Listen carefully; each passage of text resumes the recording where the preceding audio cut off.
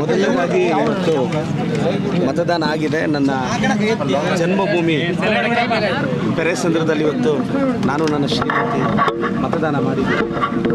So ಚಿಕ್ಕಬಳ್ಳಾಪುರದಲ್ಲಿ ಇವತ್ತು ಒಳ್ಳೆಯ ಮತದಾನ ನಡೆಯುತ್ತೆ ಅಂತ ಭಾವಿಸಿದೆ. ಸೊ ನಮ್ಮ ಅಭ್ಯರ್ಥಿ ರಕ್ಷಾ ರಾಮಯ್ಯನವರು ಗೆಲುವು ಖಂಡಿತ. ಅವ್ರು ಗೆಲ್ತಾರೆ, ಲೋಕಸಭೆಗೆ ಹೋಗ್ತಾರೆ ಅನ್ನೋದು ನನ್ನ ವಿಶ್ವಾಸ ಸರ್.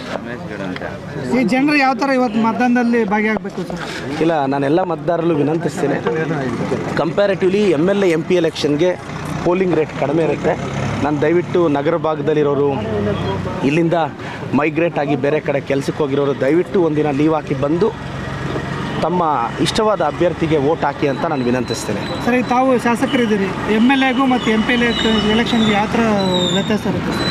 ನೋಡಿ, ನನ್ನ ಅನಿಸಿಕೆ ಮೊನ್ನೆ 1,85,000ವರೆಗೂ ಪೋಲಿಂಗ್ ಆಗಿತ್ತು, 2,12,000ದಲ್ಲಿ. ನನಗನ್ಸುತ್ತೆ 1,60,000 ಇಲ್ಲ 150,000ರಿಂದ 1,60,000 ಮಧ್ಯೆ ಪೋಲಿಂಗ್ ಆಗ್ಬೋದು. ಜನರಲಿ ಒಂದು 20,000 ಕಡಿಮೆ ಪೋಲಿಂಗ್ ಆಗುತ್ತೆ.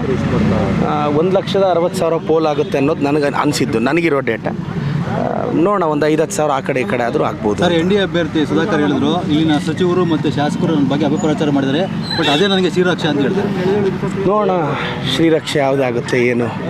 ಅಪಪ್ರಚಾರ ನಮಗೆ ಮಾಡೋ ಅವಶ್ಯಕತೆಯೂ ಇಲ್ಲ. ನಾವು ಗೆಲ್ತೀವಿ, ಅದರ ಅವಶ್ಯಕತೆ ಇಲ್ಲ. ನಾವು ಏನೆಲ್ಲ ಮಾಡಬೇಕು ಕಷ್ಟಪಟ್ಟಿದ್ದೀವಿ, ಬೂತ್ ಸುತ್ತಿದ್ದೀವಿ, ಮನೆ ಸುತ್ತಿದ್ದೀವಿ. ಜನ ಆಶೀರ್ವದಿಸ್ತಾರೆ. ನಾನು ಇವತ್ತು ಹೇಳ್ತೀನಿ, ಚಿಕ್ಕಬಳ್ಳಾಪುರದಲ್ಲಿ ನನಗೆ ಲೀಡ್ ಬಂದೇ ಬರುತ್ತೆ. Thank you sir.